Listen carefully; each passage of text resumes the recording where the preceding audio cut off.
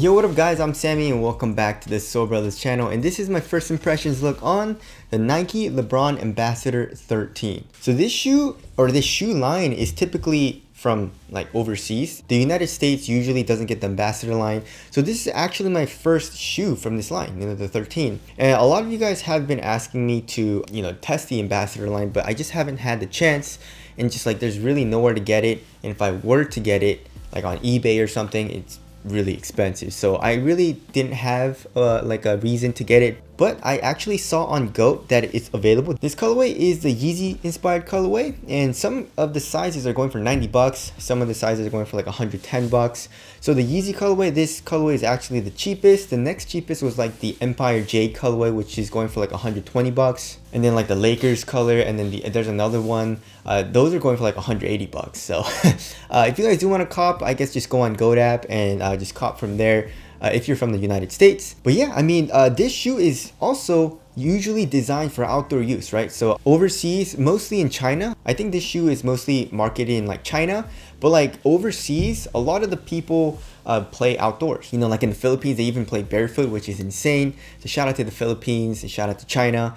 So yeah, you have to make your shoes very durable, as opposed to the United States, where I mean, most of Nike's shoes have terrible durability, especially their outsoles, because I guess most people in the United States don't play outdoors, right? Now we have indoor gyms here usually, I guess.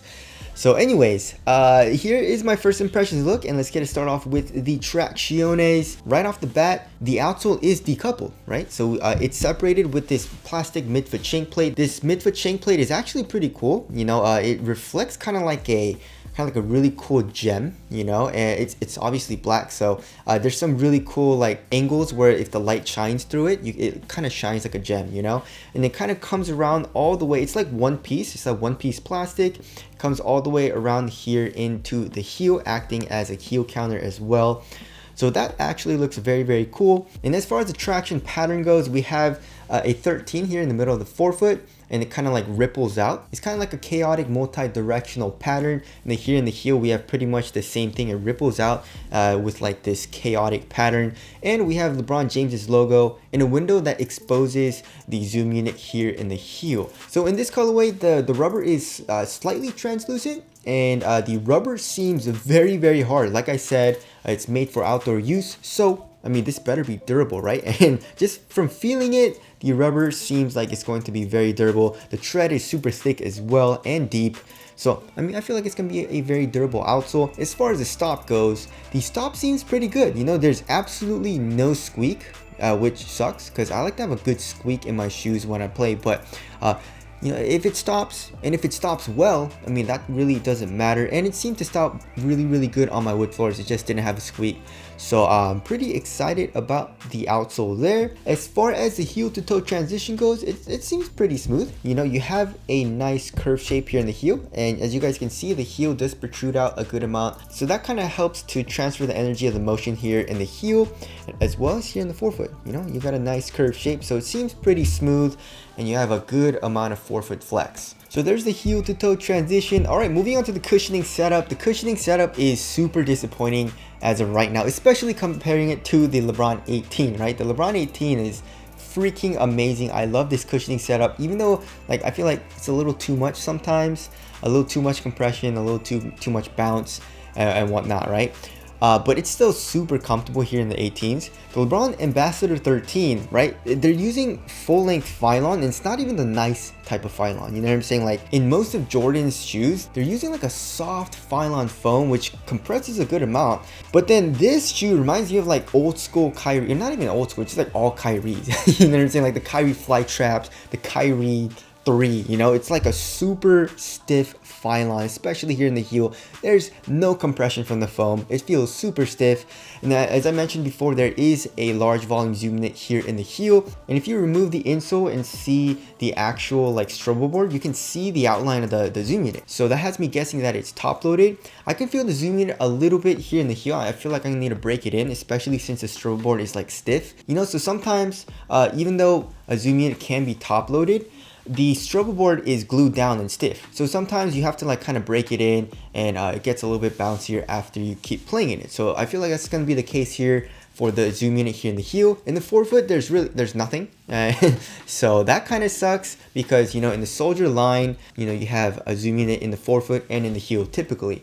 And in the Ambassadors, I'm not 100% sure, but I'm pretty sure that most of the shoes in the Ambassador line has had a forefoot zoom unit and a heel zoom unit. So that kind of sucks that they, you know, remove the zoom unit here in the forefoot. But yeah, it feels really stiff. It's, I guess a good thing is like you're low to the ground, which is something you don't really feel usually in LeBrons. You know, LeBrons usually have terrible court feel, so I guess that's a good thing. But I mean, it's not soft. There's really no compression. It's not super bouncy, and I don't think impact protection is going to be that good. So cushion is something that I'm not super excited about, especially playing on outdoor court, because, you know, I mean, that's like one of the most important things. Like durability being one thing, but the next thing, it should be cushion, because you're playing on concrete. You know what I'm saying? So that kind of sucks that they made the cushioning setup like that. All right, moving on to the materials. The materials are actually pretty nice. I like it. You know, it's basically a mesh material throughout this entire upper. So here in the toe box, we have actually a thin fuse, but like it covers pretty much the entire toe box. So that's a good thing, especially if you're doing toe drags. You know, if you're doing toe drags with a thin material on outdoor court, you're gonna like put a big ass hole here. So that's a good thing that they added that for extra added durability. But still, I mean, it's thin, you know, and it's soft. It conforms to your foot pretty well right now, and there's really no pinching at all. So I have no like negatives, or I don't have any downsides right now to this material here. It stays super thin, especially coming here into the midfoot. And here in the heel area, we have a synthetic leather, which, I mean, I guess it looks pretty nice, but when you feel it, it feels really, really cheap. And like I mentioned before, we have this midfoot chain plate coming up here to act as an external TPU heel counter.